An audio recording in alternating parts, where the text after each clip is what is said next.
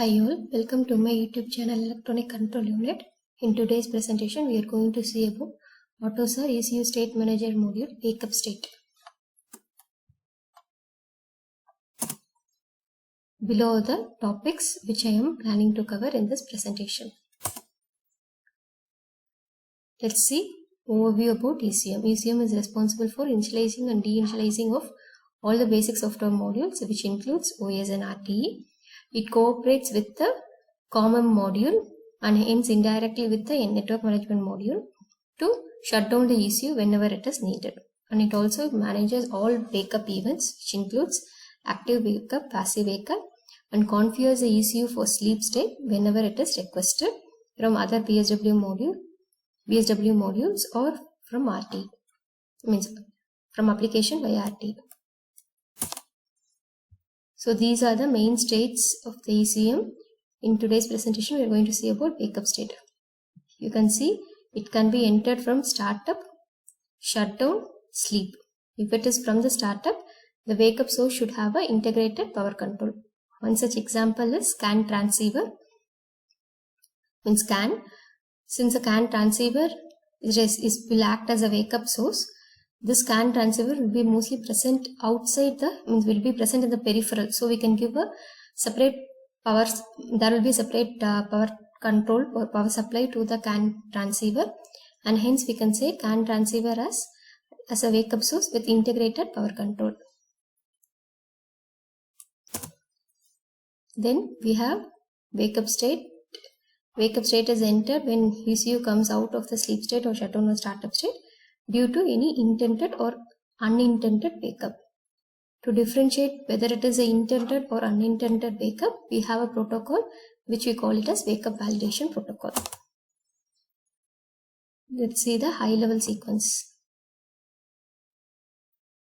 First, wake-up can be entered from shutdown state, sleep state, startup state, which is a power-up sequence. Then wake-up validation will be executed.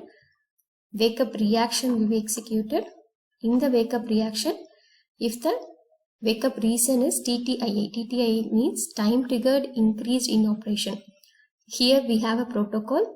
In that protocol, what it will do is it will put the ECU into a deep sleep state.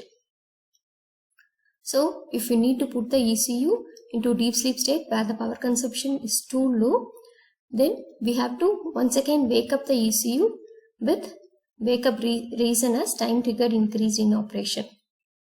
So if the wake-up reason is time triggered increased in operation, then for sure we have to put it in deep sleep state, and hence shutdown sequence will be executed. And if it is a proper wake-up, then wake-up 2 will be executed, after which run sequence will be executed. This is the breakdown structure. First wake-up 1, then wake-up validation, then sleep flag will be set to true, and if the wake-up validation is not successful, then since the sleep flag is made true, ECU will be put into sleep state. Else, wake-up reaction will be performed, and in the wake-up reaction, if the wake-up reason is wake-up acknowledgement or wake-up means we have to put the ECU into the run state, wake-up acknowledgement is run, then sleep flag will be made to false, then wake-up 2 will be performed. If the wake-up reason or the wake-up acknowledgement is TTIA, which is time triggered increase in operation, then that protocol will be executed, after which it will be put into deep sleep state. If none of the above two for the wake-up acknowledgement, then since that sleep flag is already true, we will put the ECU in the sleep state. So these are the activities which is done in each and every state. In the wake-up 1, we will inform MCU module to set the MCU to normal mode. Then if there is any pending wake-ups, we will be disabling it. Make sure that we will be disabling only the pending wake-up. If all the wake-ups are disabled, then in future we will be using the wake-up for validation, wake-up source for validation. So we have to disable only the pending wake-up sources. So all wake up should not be disabled. Then we will be again restarting the driver.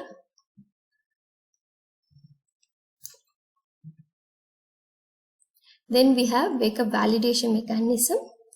Then wake up reaction. In the wake up reaction,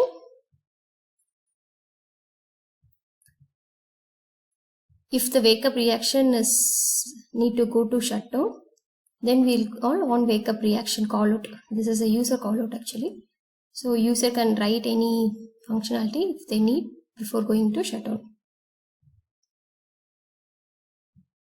Then we'll be informing RTE about the mode change, whether it is a sleep state or run state.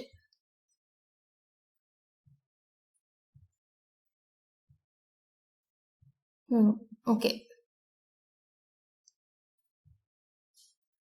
Here it will be informed about informing RTE about the wake up state, that it has entered into wake up state. That will be informed here.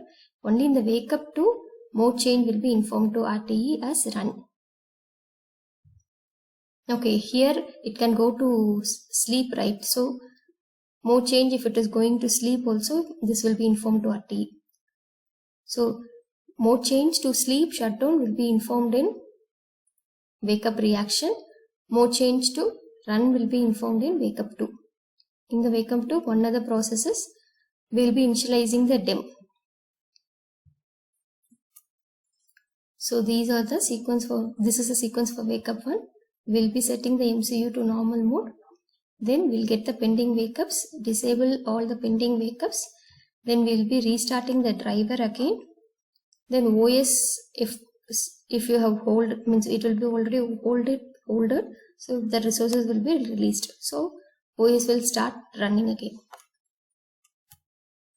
So wake up validation shall apply only to those wake up sources where it is required by configuration, where it is configured only. For each pending wake up event for which validation is required, there is a timeout which we need to configure in the configurator. If the last timeout expires, which means if you configure the validation timeout as 2 seconds, if the 2 seconds expires and wake up validation doesn't get successful, then it will be considered as wake up validation failed. And for these wake up sources, we will not usually do the validation.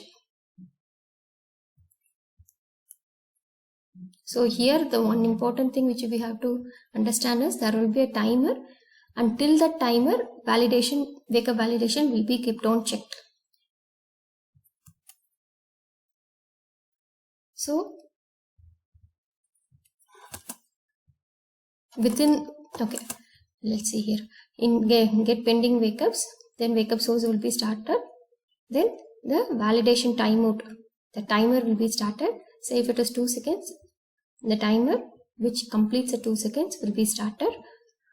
Then within the 2 seconds, if wake up is validated, which means if it is a CAN wake up, if the CAN INH pin is high, at that point when this particular sequence is executed, if the ECU sees CAN INH pin, then it will call check validation. CAN IF check validation will be called, after which ECM validate wake up event will be called. So after this step, it is confirmed that wake up source is validated. If the timer expires and since the wake up is not validated, that is for the whole 2 seconds, it hasn't never seen that CAN INH pin is high. In that case, wake up source will be stopped. Stop wake up source will be called. So here for the wake up validation, if it is successful, it need not wait for all 2 seconds. Whenever it finds CAN INH pin, it will immediately call check validation, CAN IF check validation, or if it is some other thing, module underscore check validation, then validate wake up event will be called. Okay, wake up reaction, this we have already explained actually. We will be getting the wake up event, then if it is time triggered increased in operation, then wake up activity which means that the TTI protocol will be executed, after which it will go to sleep state. That will be done in the wake up reaction.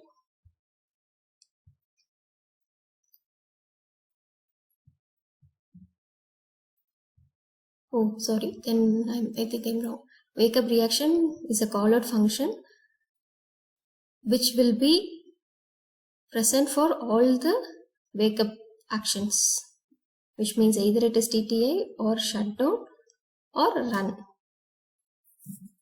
So if there is no event, then shutdown will be triggered.